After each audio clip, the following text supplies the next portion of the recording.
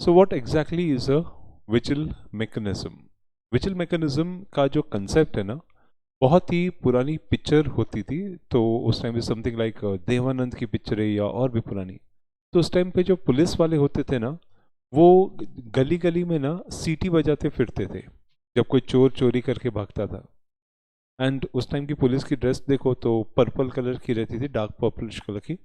And आधी चड्डी रहती थी। फुल फुल ड्रेस नहीं होती थी, that was a kind of dress, एकदम डार्क पर्पलिश कलर की। So they used to blow whistles. Blow whistles का आइडिया ये था कि आप जो थीफ है या जो क्रिमिनल है उसके लिए इतना अर्जेंसी क्रिएट करो कि वो इधर उधर भागता रहे। तो गली गली में वो सीटी बजाते फिरते थे और वो चोर को लगता था पुलिस आई पुलिस आई। अभी आजकल वो सिस्टम पुलिस का हॉर्न लगता है ना, तो पहले वो सायरन, उस टाइम पे वो सायरन कंसेप्ट नहीं होता था, इसलिए विसल चलता था। ये जगह जगह पे सीटी बजाते फिरते थे, तो उस तरह से कंसेप्ट डेवलप हुआ विसल ब्लोअर। मतलब आप क्रिमिनल को पकड़ने के लिए रिलेवेंटली सिटी बजा रहे हो, दैट्स ऑट। तो ब्रिटिश पुलिसमैन भी वही किया करते थे, उसी से ये कंसेप्ट डेवलप हुआ विसल ब्लोअर। विसल ब्लोअर का ओरिजिनेशन वहीं से हुआ था। और एक्चुअली विसल ब्लोअर कोई नया कंसेप्ट नहीं है। आज से कई सालों पहले भी राजा महाराजा इस कंसेप्ट को रखते थे। The kings used to keep that.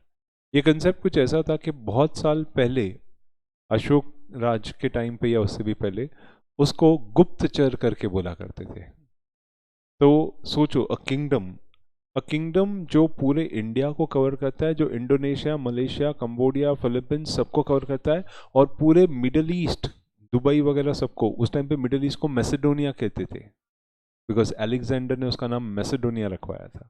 तो पूरे अशोका का किंगडम उतना बड़ा था, मिडल ईस्ट से रन करते हुए all the way Pakistan, India पूरा कवर करते हुए, इंडोनेशिया, कंबोडिया, यहाँ तक पूरा। इसलिए आपको इंडोनेशिया वगैरह में रामायण वगैरह दिखती है, क्यों? क्योंकि वो किंगडम का अप्रोच उतनी बड़ी थी, इतना बड़ा किंगडम हुआ करता था। ओके, फुल इंडिया कवर करता था, लास्ट कन्याकुमारी तक। That was a big time kingdom. अब ऐसे किंगडम को बिना किसी सॉफ्टवेयर मैनेजमेंट के, बिना किसी सैटेलाइट के मैनेज करना है। तो दैट वाई गुप्तचर, या उस टाइम पे कौटिल्य अर्थशास्त्र में जिसको डेवलप किया था, सूचक, उसको सूचक बोलते थे। तो सूचक के थ्रू खबर पहुंचाई जाती थी। उस टाइम पे गुप्तचर, सूचक और अलग अलग नामों से जानने वाले लोग टाइम के साथ बदलते गए। टाइम के साथ बदलते बदलते एक टाइम आया जब इंडिया, मुंबई में खूब सारे दंगे होते थे, तो उसको खबरी करके बोलने लग गए। खबरी का वर्ड डेवलप हुआ था एक्चुअली मुगल टाइम पे, मुगलों के राज में। जो खबर पहुंचाए दूसरे राज्य की, वो खबरी। तो उस टाइम पे वो डेवलप हुआ था।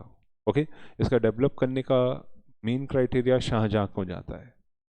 ओके, तो उसने इस कंसेप्ट को डेवलप किया था क्योंकि वो दूसरे राज्य को कब्जा करना चाहता था। तो उस टाइम पे खबरी वर्ड डेवलप हुआ था।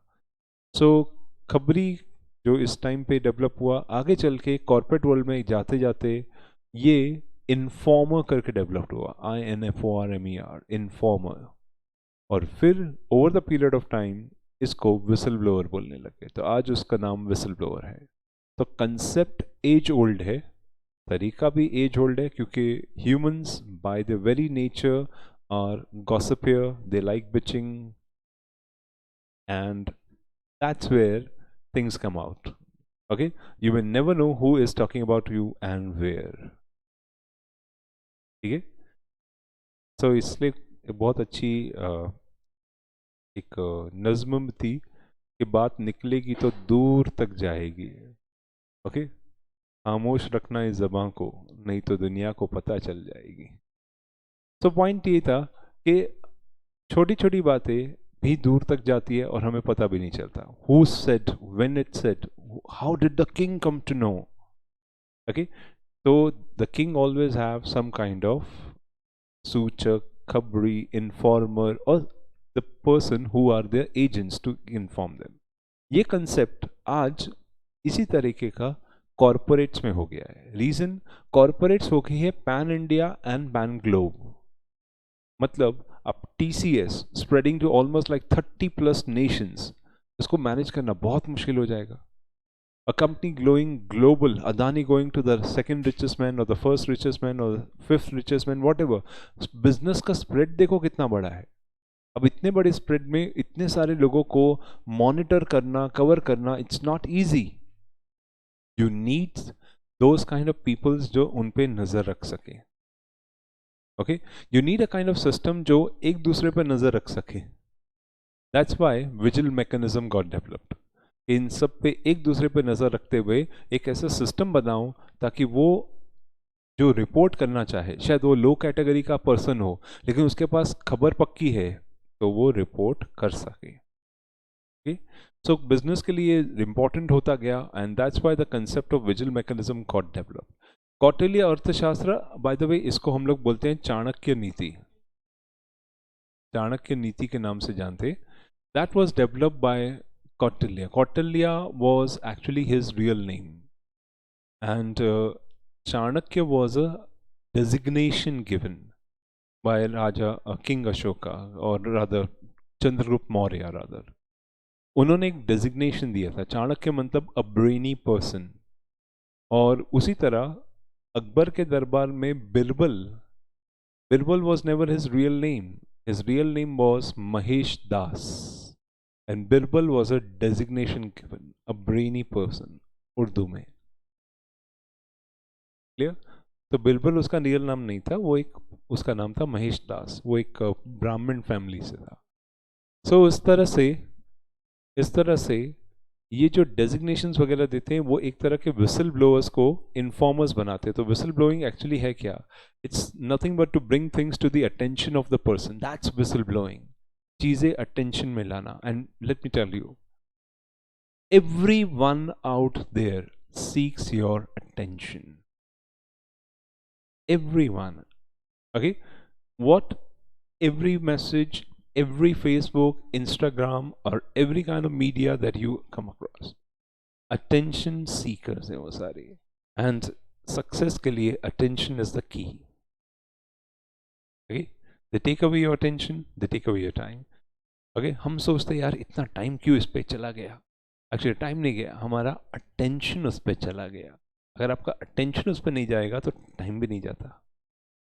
ओके, इसीलिए वो कभी कभी डर लगता है विंडो शॉपिंग से भी, क्योंकि वो अल्टीमेटली आपका अटेंशन ले रहे हैं। और जब वो अटेंशन में आता है तो दिमाग में आ जाता है यार कुछ करना पड़ेगा इसके लिए। तो इसके लिए इसी तरह से ये सारी चीज़ें भी एक तरह का अटेंशन का ही गेम है। दैट इज कौन सी चीज़ है? That is attention of the management has to be brought कि सर ऑर्गेनाइजेशन में कुछ गड़बड़ चल रही है, and action will be saving it in right time, नहीं तो ऑर्गेनाइजेशन को ट्रबल हो सकता है। ये गड़बड़ की बातें आईसीआईसीआई बैंक के केस में भी बाहर आई थी, चंदा कोचर केस, ये एनएससी स्कैम में भी बाहर आई थी। ओके, तो ऐसे कई नेचर में ये बातें बाहर आ चुकी हैं। Something is wrong and you have to take steps. ठीक है, अभी विसल ब्लोअर है क्या? Whistle blower is actually an exposure of corruption और fraud which is happening in the organisation. It can be in the government organization, it can be the lawsuits, it can be at many other places. So that is what the concept of whistleblower. ठीक है, कुछ इस अलग अलग लोगों ने definitions देने की कोशिश भी की है, बट अल्टीमेटली विसल ब्लोअर कहाँ से किस तरीके से दिखता है? So look at this types of whistle blower. कुछ लोग इंटरनल्स होते हैं. इंटरनल्स का मतलब आपके खुद के ऑफिस में काम करने वाले लोग. These are also kind of whistle blowers. कुछ लोग एक्सटर्नल्स होते हैं. एक्सटर्नल्स मतलब मीडिया, पब्लिक, जो ऑर्गेनाइजेशन के बाहर होती है लेकिन स्टिंग ऑपरेशंस या अलग अलग नाम से विसल ब्लोअर करती रहती है. कुछ लोग एल्यूमिनाई होते हैं. एल्यूमिनाई मतलब पास एम्प्लॉयज, फॉर्मल एम्प्लॉयज. वो अपने पास आके काम करके गए थे और जब काम छूट कम हो गया, खत्म हो गया, अब वो बोलते हैं हमारे टाइम में ना एमडी था, उसने ऐसे ऐसा किया था. तो they are also kind of whistle blower. कुछ लोग ओपन एंडेड विसल ब्लोइंग रखते हैं. दैट इज जिसको भी जो भी कंप्लेन करनी है, जो भी कुछ बोलना है, बोल सकता है. ओके, तो ये पॉलिसीज आपको रतन टाटा जी के टाइम पे भी दिखती है. उस टाइम पे वो ओपन गेटवे रखते थे. दैट इज किसी को भी आके बातचीत करनी है तो कर सकते हैं. आदित्य बिरला जी भी करते हैं. That is he also has a open talk time. तो बड़े लोगों को एक टाइम के लिए नीचे तक उतर के आना होता है. और उसी तरह वो लोग अपने कंपनी के CEO, factory manager, CEO, CFO, इनको फैक्ट्रीज वगैरह में भेजते हैं। अचानक से जाओ एंड ओपन, जिसको एम्प्लॉय को मिलना है चुपचाप मिलना है, अलग से मिलना है, आ जाओ। कोई फैक्ट्री मैनेजर वगैरह नहीं होगा, तो employ can speak up, that is open policy. कई लोग पर्सनल पॉलिसी भी रखते हैं, that is one on one harm किस चीज को हो रहा है वो पर्सनल पॉलिसी जानने की कोशिश करना, उसमें भी विसल ब्लोइंग आ जाती है। Impersonal policy, that wrong do is not doing any kind of harm, लेकिन उसका असर हो सकता है, okay, that kind of. And the government, yes, government unethical practices को अपने एरिया में कवर कहाँ कहाँ पे होता है उसको कवर करने की कोशिश करती है, that is also a whistle blowing policy. क्योंकि जहाँ पे अनएथिकल प्रैक्टिस पकड़ा तो it is like you have caught one thread, अब आप खींचोगे तो कितनी सारी मिलेगी, okay, that's how it is. And there is a corporate, अभी ये होता है, कॉर्पोरेट भी नहीं बोलना चाहिए, कॉम्पिटिटर्स एक तरह का, आपके कॉम्पिटिटर्स ही आपकी विसल ब्लो कर देते हैं, अरे उसकी कंपनी तो चल नहीं रही है, क्यों? फिर वो क्यों का जब जवाब देते तो मालूम पड़ता है अपनी कंपनी में क्या कमी है। तो कॉम्पिटिटर्स कैन, तो you will be surprised to know the fact others know more about you than you yourself, okay, and that happens in corporate world a lot, okay, others know more about you than you yourself, clear? so ये आपको समझ के रहना होगा कि आपके जो competitors हैं या आपके जो competitors नहीं है, colleagues भी हैं, तो उनसे भी कभी कभी अपने बारे में फीडबैक लेते रहने का। It's a very tough task, and let me tell you, it's real time tough part. You have invited other people to give you bad words or whatever, but you have to have that guts to accept it. You have to have the guts and say, okay, you tell me, I will not mind it any which ways. But very, very tough because people do get offended times. Okay? But yes, it takes guts. You have to be very calm, silent, listen to that. Okay? कभी कभी उनके feedbacks really वर्दी हो जाते हैं, it gives you, it show you the mirror where you are, okay, in the other persons eye and what you were thinking with the other one, okay. So ऐसे feedback के लिए हम लोग क्या करते हैं, हम लोग हमारे पास हमेशा रखते हैं सीनियर्स, यस, हमारे सीनियर्स, हमारे मेंटर्स, ये लोग वो होते हैं जो हमारे को फीडबैक देते हैं। जैसे हमारी फर्म में भी सीनियर पार्टनर्स हैं, वो एक्चुअली काम उन लोग कुछ नहीं करते, उनको रखा ही इसके वजह से हुआ है that they will be observing the entire, so they becomes the observer. The observer actually gives you the feedback. So when they give us a feedback that where you're going wrong, at that time it brings alarm to us. Okay, हम लोग कुछ गड़बड़ कर रहे हैं, हम लोग कहीं गलत जा रहे हैं, तो उसका रुक जाते हैं, समझ जाते हैं। So that's why you need those senior citizens or senior persons in the organization. Okay, because they understand the ball game very well. They have passed through those stages, so they know that. Okay. So that's what happens once you grow. The last stage becomes like a mentor or an advisor stage. That's how it becomes. Okay. Now whistleblower is not a new concept. America में SOX norms में भी इसको widely accept किया गया है. So you can say make it illegal to discharge, demote or suspend or threaten or harass any kind of person. It establishes penalties for 10 years and audit committee is the appointed secretary of labor has to take the order and give a whistleblower right to the jury. तो in other words whistleblower concept America में बहुत problem है। अपने question answer के हिसाब से it was one of the question in the past. Sarbanes Oxley act के हिसाब से क्या होता है?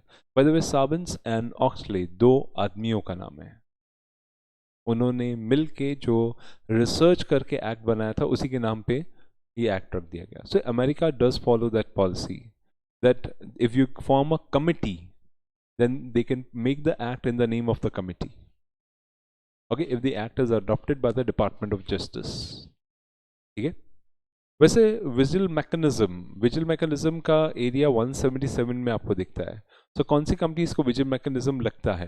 तो ये देखो, ये रूल 7 बोलता है जो कंपनी डिपॉजिट एक्सेप्ट करती है और borrowed money exceeding 50 crore rupees उनको विजिल मैकेनिज्म लगता है। ठीक है। And the companies which are required to constitute the audit committee has to oversee the vigil mechanism. सारा काम ऑडिट कमिटी के हाथ में, सारा काम ऑडिट कमिटी के। Clear? And board of directors has to nominate the role to the audit committee. तो audit committee में जो डायरेक्टर्स होते हैं, जैसे 3 डायरेक्टर्स, उसमें से एक को विजिल मैकेनिज्म के लिए नॉमिनेट कर दिया जाता है कि आप देखिए। जनरली चेयरपर्सन को ही नॉमिनेट किया जाता है ताकि कोई भी पर्सन जाके कंप्लेन करना चाहे तो chairperson of the audit committee कर सकता है। और chairperson of the audit committee कौन होता है? Always an independent director, correct, always an independent director. Okay, so इसलिए आप इंडिपेंडेंट डायरेक्टर के पास जाके किसी भी एग्जीक्यूटिव डायरेक्टर की कंप्लेन करो, चलेगा। बराबर, क्लियर? बस चाहिए क्या? गट्स चाहिए। गट्स के लिए क्या करने का? रोज काले चने खाने का। बहुत गट्स आता है उसके बाद।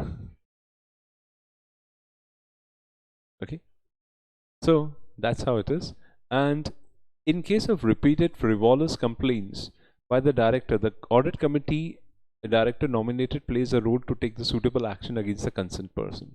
तो विजिल मैकेनिज्म आप इस बुक में कई जगहों पे देखोगे, ऊपर भी कई डिस्कशंस में, इधर भी कई हैं, ठीक है। एंड ये पार्ट में सबसे डिटेल डिस्कशंस है। चैप्टर 7 में vigil mechanism has the last and the ultimate discussion, ठीक है। 177 सबसेक्शन 10 के हिसाब से vigil mechanism requires a adequate safeguard against victimisations. तो ये पार्ट भी समझाया हुआ है, विक्टिमाइजेशंस का पार्ट होता है। तो विजिल मैकेनिज्म पॉलिसी इस तरीके से फ्रेम करो कि किसी को ऐसा ना लगे कि अगर उसने विसिल ब्लो की और कल को वो ही उसमें फंस गया, ठीक है। सेबी का विजिल मैकेनिज्म का प्रोविजन है, यहाँ पे चाहिए तो आप रेगुलेशन 22 लिख सकते हो। रेगुलेशन 22 से मेन प्रोविजन है जहाँ से स्टार्ट होता है। तो 22(1) यही बोलता है विजिल मैकेनिज्म चाहिए, 22(2) बोलता है कि सेफगार्ड विक्टिमाइजेशन चाहिए, रेगुलेशन 46 बोलता है कि listed entity disseminates to establishment of vigil mechanism, यानी विजिल मैकेनिज्म पॉलिसी बनाने की कोशिश करेंगे, and disclosure of the establishment of whistle blower and access to the audit committee shall be made by the corporate governance. So इस तरीके से vigil mechanism की requirements बनती है, ठीक है।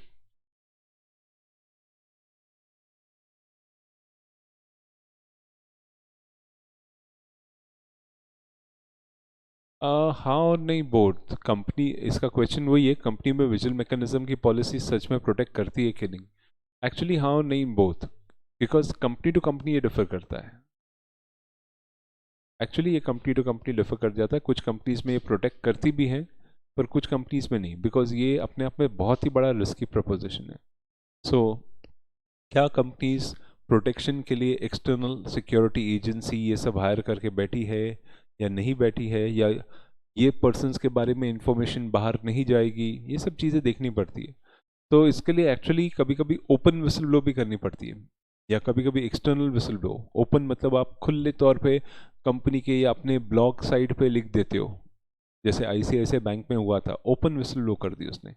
और एक होता है जो मीडिया को जाके बोल देते हो, फिर मीडिया उसके ऊपर स्टिंग ऑपरेशन या दूसरा करके निकालता है, ध्यान से देखिए, and then he starts. So media needs such kind of content. So corporate contents is one of the widest blowed up content. Okay, तो इंडिया को, मीडिया को बता दो, वो भी एक तरीका होता है, ठीक है। आज अपने उधर सब वही चलता है कि वीडियो बनाओ मीडिया को बताओ, ठीक है? ये एक बहुत ही फेमस केस था एनरॉन का। एनरॉन का केस अपने आप में फेमस कई रीजंस की वजह से हुआ था। दैट इज एक टाइम जब अमेरिका में it was like Enron was known for supply of nearly 90% energy of America. इसका मतलब एनरॉन फेल होगा चांस ही नहीं है। जो पूरे अमेरिका की लगभग 90% एनर्जी तक पहुंच चुका था, वो फेल होगा चांस ही नहीं। Why? Because energy is ever growing need. So Enron कहाँ से फेल हो सकता है? लेकिन एनरॉन के अंदर धीरे धीरे कई जो चेंजेस हुए, उसके अंदर जो एक्सपेंसेस या कोई फ्रॉड्स धीरे धीरे बनते गए, और उसका आउटकम जो हुआ वो इतना भारी हुआ कि पूरा एनरॉन गिर गया। इधर महाराष्ट्र में ढाबोल पावर प्रोजेक्ट में एनरॉन वाला ही सेटअप कर रहा था, 2001 की बात है। ढाबोल पावर प्रोजेक्ट करके एनरॉन था। ये तब की बात है जब एनरॉन गिरने से थोड़ा टाइम पहले की बात है। महाराष्ट्र गवर्नमेंट ने जगह दी थी, ढाबोल पावर प्रोजेक्ट होगा, एनरॉन आ गया इंडिया में, अब सबके घर में लाइट्स होगी, ऐसा सब बातें चल रही थी उस टाइम पे, ठीक है। सो ढाबोल पावर प्रोजेक्ट में एनरॉन एस्टेब्लिश करेगा, ये सारी बातें हो चुकी थी, और वहाँ पे अमेरिका में एनरॉन गिर गया। ओके, अब इस एनरॉन के ऊपर ना एक पिक्चर बनी थी, द विक्टिम करके। हुआ क्या था, वो पिक्चर में जो दिखाया गया था, एक लेडी कंपनी के अंदर, और एनरॉन का भी ऐसे ही था, Sharon has done that, she was one of the accountant, she made the whistle blow, और कंपनी के सारे इंफॉर्मेशंस उसने निकाले थे, और निकाल के वो कोर्ट में प्रोड्यूस करने वाली थी, एनरॉन के खिलाफ केस, उसको मरवाने की कोशिश करते हैं। ओके, और शैरन मतलब उस पिक्चर में जो बचाने के लिए, एक लेडी को बचाने के लिए, वहाँ पे वो एक सिक्योरिटी पर्सन अपॉइंट करता है, कैसे कैसे वो सिक्योरिटी पर्सन लास्ट तक उस लड़की को बचाता है, इधर छुपाता है उधर छुपाता है, विक्टिमाइजेशन, क्योंकि अगर वो मर गई तो सारा एविडेंस उसके हाथ में था। Clear? And how she got the evidence, उसकी डिटेल्स भी थी उसके पास। सो वो मर गई तो पूरा केस खत्म हो जाएगा। तो that was one of the case जो इस एनरॉन के एपिसोड को देख के पिक्चर बनी थी, and actually that happened, and last तक वो लड़की को फिर फाइनली कोर्ट रूम तक लेके आता है। It is one of the awesome pictures to see, adventure last तक चलता है, फिर कोर्ट रूम में भी उसको कई सवाल पूछते हैं, ये वो ड्रिलिंग अप होती है, फिर फाइनली द जज is far more convinced with the evidences produced that leads to fall of the company. Clear? तो एनरॉन का केस काफ़ी हद तक ऐसे ही था। Okay, let me explain you the case. Case ये बोलता है the company was created in 1985 by the merger of two American gas pipelines in Nebraska and Texas, and assumed the role of the chairperson. ले करके person था, उसने chairperson का role लिया, a position he held for the most of 16 years until the company's downfall. तो ले की वजह से एनरॉन ने वो राइज देखा था। ओके, 2001 तक ले चेयरमैन तक रहा। फिर क्या हुआ कि in the period of 16 years the company was transformed from relatively small concern involved in gas pipelines, oil exploration to the world's largest trading company in the world. Enron की कई गलतियों में से एक गलती, ओवर डाइवर्सिफाइड। देखो कभी कभी ये रहता है कि आपको अपने कोर की तरफ कॉन्सेंट्रेटेड होना पड़ता है, क्योंकि जैसे आप डाइवर्सिफाइड हो जाते हो तो आप सब जगह अटेंशन नहीं दे पाते। एज अ रिजल्ट एक गिरता है, दो गिरता है, तो आपका कोर भी गिरते जाएगा। तो it's very important that your core should have a strong base and then you can diversified. Okay, पर कभी कभी ये होता है ना, ओवर डाइवर्सिफाइड। और अभी रिसेंट में भी आपने देखा होगा, अमेजोन ने अपना आईआईटी वाला कोचिंग बंद कर दिया। क्लियर? अमेजोन ने अपना जो जोमेटो टाइप बिजनेस चालू करने की बात थी वो भी बंद कर दिया। जितना भी कोरोना में उन्होंने शुरू किया था सब बंद कर दिया, बिकॉज वो उनका कोर फंक्शनैलिटी में नहीं आ रहा है। Okay, so what happened? Well, in 2001, Enron became the household name and probably the most household name in the countries around the world. 2nd December 2001, one of the 10 largest company in US files for bankruptcy. ये हुआ unbelievable. Okay, US की largest companies में से एक, 10 largest company, और उस time की 10 largest company मतलब यूएस नहीं, ग्लोबल, क्योंकि उस टाइम पे जीएनसी कंसेप्ट चलता था, ग्लोबल नेशनल कॉर्पोरेशंस, एमएनसी नहीं, जीएनसी चलता था। Enron was a GNC. GNC का मतलब होता है जिस कंपनी का अर्निंग कई कंट्रीज के जीडीपी से भी ज्यादा है। तो that kind of countries. Unilever was is still a GNC, उस टाइम पे उसको जीएनसी करके बोलते थे। Okay, so during the boom of 1990, the company positioned itself as a trader of virtually every type of assets like pulp and paper, weather derivative, commodity, credits, and so on. यही था वो year of changing. Enron almost like her business में घुस चुका था. Okay, and it also expanded into the areas it thought would benefit from the rapid growth, like including water, deregulation measures, fiber optic capacity, internet bandwidth, and in 1999, Enron launched its internet base, Enron Online, and in Feb 21, the stock market value was $4.6 billion. Okay, लेकिन in 2001, Lay handed the CEO position to Skilling, and Enron reached an apex. The company reported a revenue of 100 billion US dollars, और वो साल देखो 2001. You can say Fortune 500 listed companies. Okay, clear? Now In early 2001, the company's problems started mounting and the expenses expansion into the broadband sector became questionable. Internet area वो संभाल नहीं पा रहे थे. As a result, वहाँ पे खर्चे पे खर्चा बढ़ते जा रहा है. और टेलीकॉम एक ऐसा सेगमेंट है जो एक्सपेंस ज़्यादा डिमांड करता है compare to margin of profits. Okay, तो टेलीकॉम एक्सपांशन और टेलीकॉम डेवलपमेंट एक्सपेंसेस बहुत डिमांड करता है. As a result, Enron's stock prices started falling. In August 2001, the chief executive Jeffrey Skelling left the company following the concern over the company's management. तो CEO जिसने join किया था छोड़ दिया. अब mister Lay has to come back. CEO Lay return the office, लेकिन he could not handle it. और हुआ क्या, ये रहा whistle blower. A widespread financial improprieties were attempting to convey the information to the board of directors. One employee, ये रहा उसका नाम, Sharon Watkins. Sharon Watkins, Enron's vice president for the corporate development, finally successful in alerting certain board members that all was not too well. तो इसने whistle blow कर दी थी कि जो भी हो रहा है सर सही नहीं हो रहा है. Okay, and November 2001, it became clear that Enron was facing serious problems. As a result, bankruptcy case December में आ गया. Okay, तो 2000 year जो था, millennial year जिसे बोलते हैं, वो काफ़ी सारी कंपनीज और पर्सन्स के लिए एक चेंजिंग ईयर रहा है. कई बड़े बड़े लोग जो 1990s में बड़े बड़े थे, ईयर 2000 शुरू होने के बाद सबसे नीचे हो गए थे. ओके, और उसी तरह का इफेक्ट 2020 ने दिखाया. कोरोना का टाइम, कई लोग कहाँ कहाँ पे थे और कहाँ पे जाके गिरे. ओके, तो year 2000 was actually that year. ठीक है, एंड उसके बाद ये था इंडेस, जैसे मैंने आपको बताया था, रीड करके जाना.